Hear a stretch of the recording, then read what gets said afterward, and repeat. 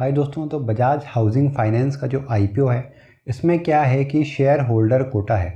तो इस share holder Kota से रिगार्डिंग जितनी भी इम्पॉर्टेंट बातें हैं, जो भी अलॉटमेंट चार्जेस वगैरह हैं, कैसे हम कैलकुलेट करेंगे, वो सारी की सारी डिटेल्स अपन इस वीडियो में डिस्कस करेंगे। तो वीडियो पूरी देखिएगा, कोई भी पार्ट मिस नहीं करना, क्योंकि सारी की सारी इंपॉर्टेंट बातें मैं आपको आगे बताने वाला हूँ। तो अगर आपके पास क्या है कि बजाज फाइनेंस का एक शेयर है या फिर बजाज फिनसर्व का एक या उससे अधिक शेयर है, कब 29 अगस्त से पहले, तो आपने क्या है कि 29 अगस्त को या फिर 29 अगस्त से पहले इन दोनों कंपनी का कोई भी एक शेयर बाय किया होगा, तो आप इस कंपनी के शेयर होल्डर कोटा में अप्लाई करने के लिए एलिजिबल हैं। और साथ में क्या है कि आपके पास एक मेल भी आया होगा कि आप इस आईपीओ में क्या है शेयर होल्डर कोटा में अप्लाई कर सकते हैं, क्योंकि आप एलिजिबल हैं। टेंशन नहीं लीजिए, अगर आपने 29 अगस्त को या फिर उससे पहले ही बजाज फाइनेंस या फिर बजाज फिनसर्व का एक शेयर बाय किया हुआ है, तो अगर मेल नहीं भी आए तब भी आप एलिजिबल है, तो आप शेयर होल्डर कोटा में क्या है अप्लाई कर सकते हैं। अब एक इम्पॉर्टेंट बात जान लीजिए कि यहाँ पे आप क्या है कि 2 लाख तक की ही मैक्सिमम लॉट अप्लाई कर सकते हैं। तो जो मैक्सिमम लॉट हो जाएगा वो आपके 13 लॉट्स हो जाएंगे। तो मैक्सिमम अमाउंट क्या है कि 2 लाख है, और मैक्सिमम लॉट जो हो जाएंगे, तो आपको लॉट वाइज ही लेके चलना है, तो आपको मैक्सिमम 13 लॉट्स ही आप अप्लाई कर पाएंगे इस शेयर होल्डर कोटा के अंदर। तो अलॉटमेंट जो होगा वो प्रोपोर्शनेट बेसिस पर होगा। तो अपन अपना अलॉटमेंट का चांस कैसे कैलकुलेट करेंगे वो अपन अभी आगे देखेंगे।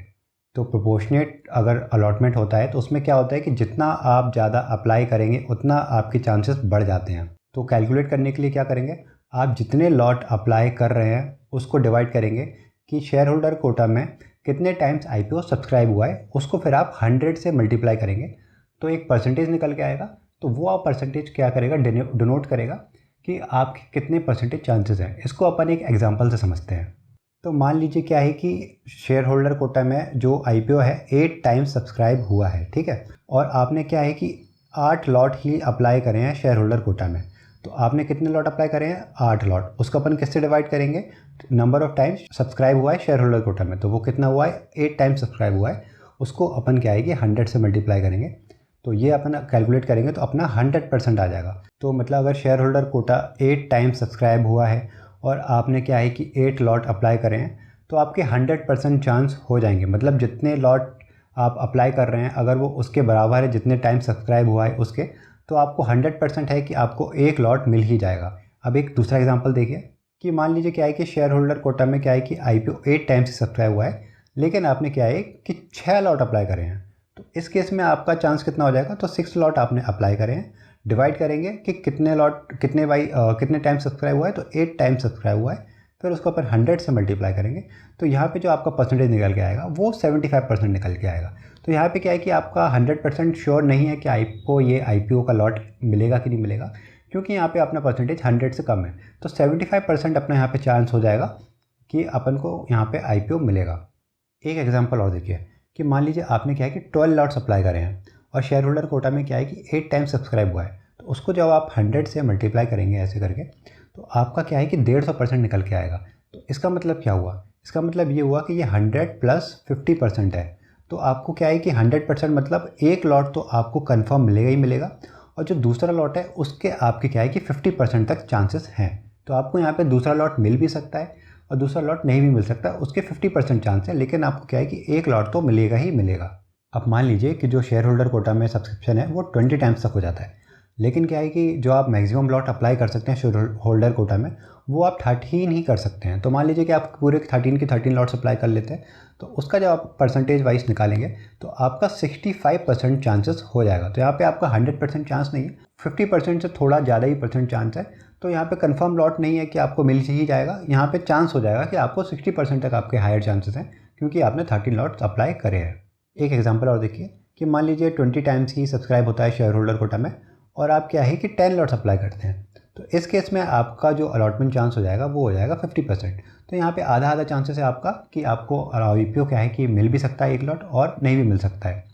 तो अगर 13 टाइम्स से ज़्यादा आईपीओ सब्सक्राइब होता है तो आप मैक्सिमम तो पर 13 ही कर पाएंगे, तो उस केस में क्या होगा कि फिर वो लॉटरी वाइज ही हो जाएगा। तो वहाँ पे आपके चांसेस तो भले ही बढ़ जाएंगे, लेकिन आपको कंफर्म नहीं रहेगा कि आपको एक लॉट मिल रहा है कि नहीं मिल रहा है।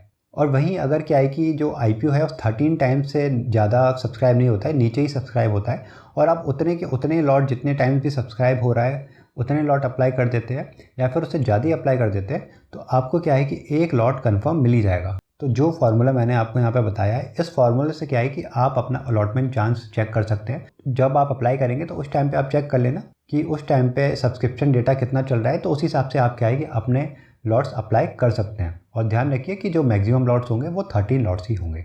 अब इसमें एक आपको फैसिलिटी और मिल जाती है कि आप अगर शेयर होल्डर कोटा में अप्लाई कर रहे हैं तो उसके साथ साथ क्या है कि आप रिटेल एप्लीकेशन भी लगा सकते हैं 15,000 वाली। और आप शेयर होल्डर कोटा में अप्लाई कर रहे हैं तो आप रिटेल की जगह क्या है कि स्मॉल HNI भी लगा सकते हैं। और अगर आप शेयर होल्डर कोटा में अप्लाई कर रहे हैं तो उसके साथ आप बिग HNI कैटेगरी में भी अप्लाई कर सकते हैं।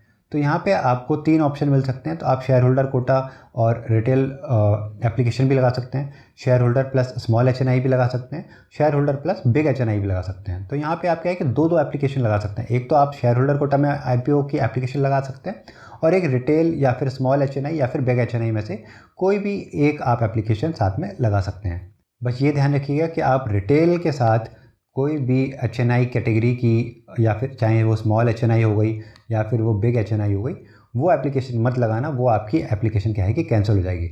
तो मैंने यहाँ पे जितनी भी शेयर होल्डर कोटा से रिलेटेड इन्फॉर्मेशन थी, अलॉटमेंट चांसेस वगैरह कैसे कैलकुलेट करने हैं, वो सारी की सारी डिटेल मैंने आपको बता दी। और इस IPO के ऊपर मैं एक डिटेल वीडियो बनाने जा रहा हूँ, तो वो चेक करना आप मत भूलना। यहाँ पे आपको कोई भी डाउट है तो आप मेरे से कमेंट सेक्शन में पूछ सकते हैं। तो मिलते हैं आप अगली वीडियो में, तब तक के लिए गुड बाय।